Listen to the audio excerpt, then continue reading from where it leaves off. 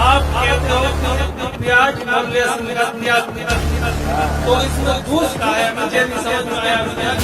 देखो जी, क्या वाकई में भक्ति मार्ग में प्याज और लहसुन खाना बाधक है? दोस्तों, आज हम बात करने वाले हैं कि भक्ति मार्ग में प्याज और लहसुन हमें खाना चाहिए या नहीं। प्याज और लहसुन खाने से हमें कोई आपत्ति तो नहीं है, तो इस बात में कितनी सच्चाई है और कितना झूठ, तो आइए जानते हैं दो संतों के विचार, जिसमें हम सबसे पहले लेते हैं धीरेन्द्र शास्त्री जी के विचार और फिर लेंगे संत रामपाल जी महाराज जी के विचार। तो आइए सबसे पहले जानते हैं धीरेन्द्र शास्त्री जी के विचार, वह क्या बताते हैं, प्याज और लहसुन हमें खाना चाहिए या नहीं। देखिए इस छोटे से वीडियो में। प्रश्न है, बहुत दिनों से विचलित करे हैं। विचित्र प्रश्न। हाँ, जो हमने पहली बार नाम सुना। आप कहते हो कि प्याज और लहसुन का त्याग कर दें, हाँ। तो इसमें दोष का है? हमें ये नहीं समझ में आया अभी तक कि प्याज और लहसुन में दोष का है। वो जमीन में उगता है, जैसे आलू उगते हैं, मूली उगता है, वैसे ही। तो हमारे जो भाव दूर करें। बहुत सुंदर। लो अब तुम माइक पकड़े रही हो। नहीं में प्याज और लहसुन इसलिए नहीं पाई जाती। बहुत सुंदर प्रश्न है। पहले नंबर तो इन्हें ताली बजा के धन्यवाद दो। प्याज और लहसुन इसलिए नहीं पाई जाती क्योंकि प्याज और लहसुन का जन्म गंदगी से हुआ, राक्षस के मल से हुआ जी। इसलिए वो गंदग, उससे दुर्गंध बहुत आती है। तुमने देखा होगा खा के। मुंह बसात अगर बगल में कोई खा के बैठ जाए, अलग मुंह बसात। तो देवता अगर आना भी चाहे तो दुर्गंध के कारण देवता आ नहीं पाते हैं। हनुमान जी की कृपा हो नहीं पाती है क्योंकि वो राक्षस के मल से प्रकट हुई है, इसलिए प्याज और लहसुन खाना परिचित है जी। अब विचित्र प्रश्न समाधान हो गया जी। तो ये थे धीरेन्द्र शास्त्री जी के विचार, जिन्होंने स्पष्ट कह दिया कि हमें प्याज और लहसुन नहीं खाना चाहिए। तो आइए अब जानते हैं संत रामपाल जी महाराज जी के विचार। कहते हैं कुछ ऐसे साधक हैं, कहते हम नमक नहीं खाते। कुछ ऐसे साधक हैं कि हम प्याज नहीं प्रयोग करते, हम लहसुन नहीं खाते। यानी कुछ उन्होंने विशेष अपने जो परहेज बनाए हुए हैं। उनके लिए परमात्मा कह रहे हैं यदि तुमने शास्त्रानुकूल साधना नहीं की, जैसे क्या कहा है, अलोनिया जो एक पंथ है जो नमक नहीं प्रयोग करते कभी भी। कहते हैं जो सतनाम नहीं, जिनके पास शास्त्र विरुद्ध साधना करते हैं और ये परहेज भी रखते हैं, और अगले जन्म में वो गधे बनेंगे और उनके ऊपर नमक के बोरे डाले जाएंगे, लदेंगे, और वो नमक फिर उसकी कमर के ऊपर टूटी हुई पीठ पर नमक ही लगेगा। और घाव पर नमक लगने से कितना कष्ट होता है। ओए होए। एक एक लाइन की पंक्ति की जो एक एक पंक्ति को समझने के लिए, इस तत्व ज्ञान के पंक्ति को समझने के लिए बहुत गहराई में जाना पड़ता है। और पुण्यात्मा इन बातों में विचार करो, गहराई से सोचो, हृदय के अंदर समाओ इस बात को जो परमात्मा हमें बार बार ये संदेश इस दास के माध्यम से पहुंचा रहे हैं। तो आपने इसके ऊपर बहुत गहनता से विचार करना चाहिए। और आपको यहाँ परमात्मा ही ला रहे हैं, कबीर परमेश्वर की रजा से ही आप जी यहाँ पर आ रहे हो। नहीं तो उनकी रजा ना हो तो जाकर देखो इन मेडिकलों को, हॉस्पिटल्स को देखिए, जाकर क्या क्या हाल हुआ पड़ा, भरे पड़े हैं, कोई रो रहा है, कोई चिल्ला रहा है, कोई इसका है, कितना बुरा हाल है। और वहाँ एक एक महीने पड़े रहते हैं, एक एक महीना। यहाँ एक दिन भी मुश्किल से आप आ पाते हो क्योंकि आपको काम के चिंता बहुत रहती है और आप भूल जाते हो कि हमारी चिंता करने वाला कोई और भी है। तो पुण्यात्मा जो सत्संग में आएंगे तो उनके वो समय बच जाएगा जो हॉस्पिटलों में जाकर पड़ा रहना छिड़ना था। और ये कृपा आपके ऊपर प्रभु की है कि आप यहाँ पर आ रहे हो। उसकी रजा के बिना आप यहाँ आ भी नहीं सकते। उसकी रजा कब होगी? जब आपकी सच्ची श्रद्धा से उससे प्रार्थना करोगे, रोगे उसके आगे, प्रभु हमें भी कुछ समय दो, हम आपकी महिमा सुनने के लिए सच्चे दरबार में पहुंच सके।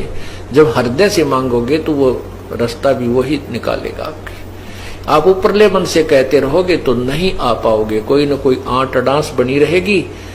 और आंट अडांस भगवान बिना ठीक नहीं हो सकती, ये तो अंडरस्टूड है। क्योंकि जब राजाओं के भी आंट अडांस बनती है, उनके भी कोई कार्य रुक जाते हैं तो वो भी संत भगवान की तरफ चलते हैं, संतों को ढूंढते हैं कि हमारा ये कार्य सिद्ध हो। तो इसलिए हम क्यों ना पहले ही उस हॉस्पिटल में पहुंच जाए, उस परमात्मा के दरबार में पहुंचे जहां से हमारे सब कार्य आंट अडांस ठीक हो जाए। तो यहां क्या बताते हैं, झरने बैठते हैं मूड जिम पंचग्रासम रूड। कई पानी कमा बैठ जाते हैं, ऊपर से मटका, एक मटका भर के पानी का उसके अंदर सुराख कर देते हैं कई, और फिर उसके अंदर मटके डालते रहते हैं 2-3 घंटे तक। वो ऐसे रिहर्सल करता है। कुछ वैसे जाकर के जल में खड़े होकर के, जहां से झरने ऊपर से गिर रहे हैं, वहां खड़े होकर सर्दियों के समय में वो बर्फ जैसे पानी में खड़े होकर के भक्ति करके दिखाते हैं। तो आम व्यक्ति ये सोचता है कि ये है वही भगत, ये है सही संत, इतनी सर्दी में और ऐसे ठंडे पानी में 2-3 घंटे से खड़ा है, ओहो। तो उसके लिए बताते हैं, झरने बैठते हैं मूड, वो मूर्ख जो इस तरह की साधना करते हैं। और जिम में पंचग्रासम रूड, कुछ एक ऐसे हैं कि हमने तो बस 5 ग्रास ही खाने हैं, उसमें कितना ही खाया जाए उससे अधिक हम आहार नहीं करते। तो परमात्मा कहते हैं सतनाम नहीं है तो ये भी तुम्हारी बनावटी बातें हैं, इससे कोई लाभ नहीं है। एक है गुफाधारी सिद्ध, सो तो पड़े काल के फंद। एक गुफाओं में बैठे हैं और उनको सिद्ध मानते हैं, सिद्धि तो आ जाती है, सिद्धि तो ये हमें चाहिए ही नहीं। ये सिद्धि इस भक्ति मोक्ष मार्ग में सबसे बड़ी बाधक है, क्योंकि जैसे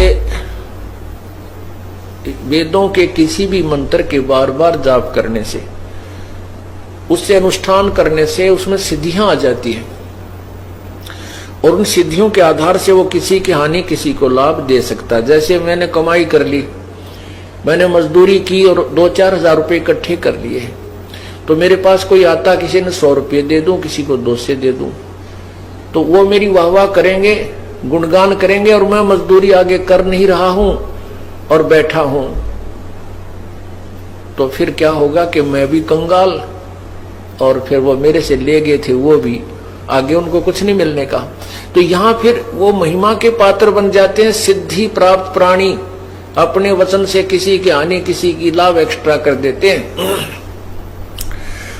अपनी कमाई को बांट देते हैं और स्वयं वो कंगाल हो जाते हैं। तो उनके लिए कहते हैं फिर वो पशु बन जाते हैं, गधे बनते हैं। एक है गुफाधारी सिद्ध, सो तो पड़े जम के फंद। वो भी काल के जाल में फंसा रहेगा, जो गुफाओं में बैठा सिद्ध कहलाता है, और दुनिया उसके दर्शन के लिए बाहर खड़ी रहती है। अर्पण करें बहु आचार, पोथी लिए खरका बार। चिन्या नहीं रमता राम, कुटन बहुत हुए बेकाम। अवगत आप है लोलीन, खोजी खोज कर आकीन। परे मुद्रा एक कान, जोगी जोग का ना जान।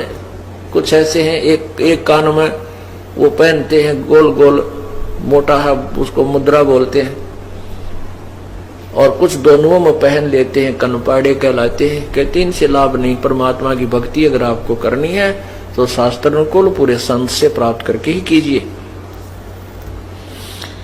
कनपटिया कलंदर कूड़, अवगत साहेब महल साहेब दूर।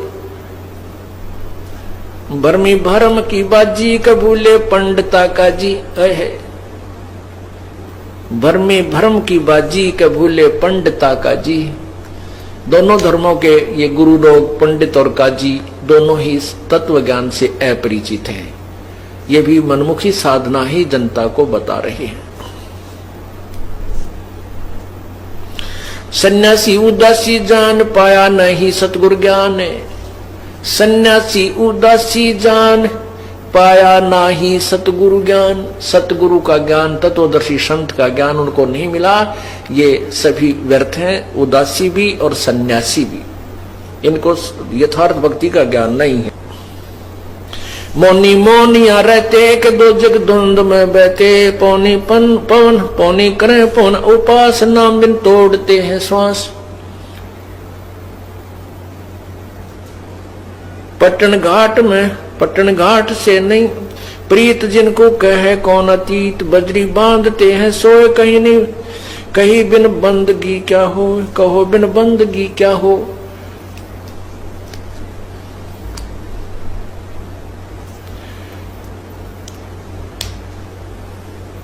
बांधे पवन का गुटका के धूम्रपान क्यों लटका। ये शराब धूम्रपान करते हैं, चिलम पीते हैं साधु, कभी उनमें चरस भर लेते हैं और मारे दम। कहते हैं ये तो बनावटी बातें हैं, आप अपना कर्म बिगाड़ रहे हो। भक्ति करो परमात्मा की, शास्त्र अनुकूल कीजिए, पूरे संत से भक्ति प्राप्त कीजिए, जब तुम्हारा कल्याण होगा।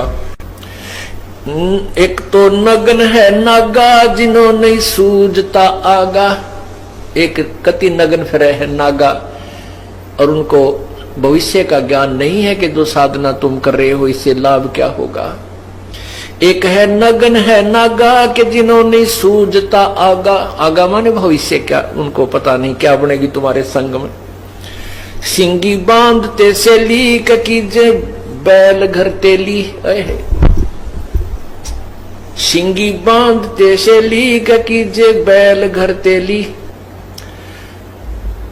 जो साधना ठीक नहीं कर रहे उनके बारे में भगवान बता रहे हैं अपने तत्व ज्ञान में।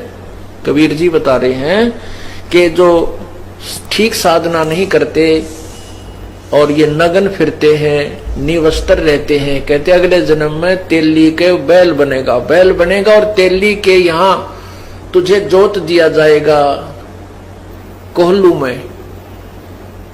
सुबह चलता कर देता है तेली। पहले पुराने समय की बातें हैं, अब तो खैर इलेक्ट्रिक सिस्टम हो गया सारा। उसमें बैल को एक कोल्हू में जोत दिया जाता था और वो अपने आप सारा दिन चलता रहता था। उसकी आंखें बांध दी जाती थी और पीछे से एक दो बार उसको धमका दिया जाता था। वो इस डर से चलता रहता था कहीं तुम्हारे डंडे ना लग जाए, तो खड़ा हो जाए तो कहते हैं जो आज नंगे फिरते हैं, मनुष्य जीवन पाकर परमात्मा ने सद्बुद्धि दे रखी, कपड़े पहन लो ढंग के और भक्ति करो भगवान की, और अब भी निवस्त्र रहने की चाह उनको है। कहते हैं अगले जन्म में यह चाह पूरी कर दी जाएगी, पशु बना दिए जाओगे, बैल बनोगे।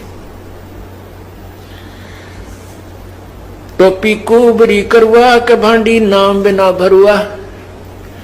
आकाशी मौन मुद्रा मूल सो तो गए सतगुरु भोले।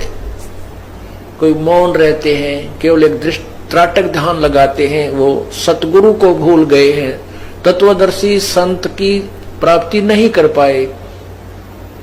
जंतर धूप गुगल सेव जिन जाना नहीं दिल देव। बहुरंगी वरियम व्यंगम दूर या तो चाल स्वानम सोर। जैनी जन्म जो हारा, जैनी जन्म क्यों हारा के दरगे बीच मुकाला। अब क्या बताते हैं जैन धर्म के विषय में परमात्मा संकेत कर रहे हैं कि जैनी जन्म क्यों हारा के दरगे बीच मुकाला।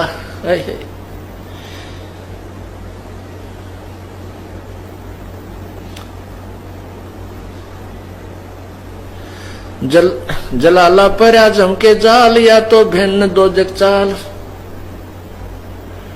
दिगंबर डोंगरी चढ़ जाही बहुजल बहुर गोते खाई। मनसा मोल माँ है माही के माया लागे गलमाही। मदारी मदन का सिका के नाम बिन सब खा, सतनाम बिन सब खात है धक्का।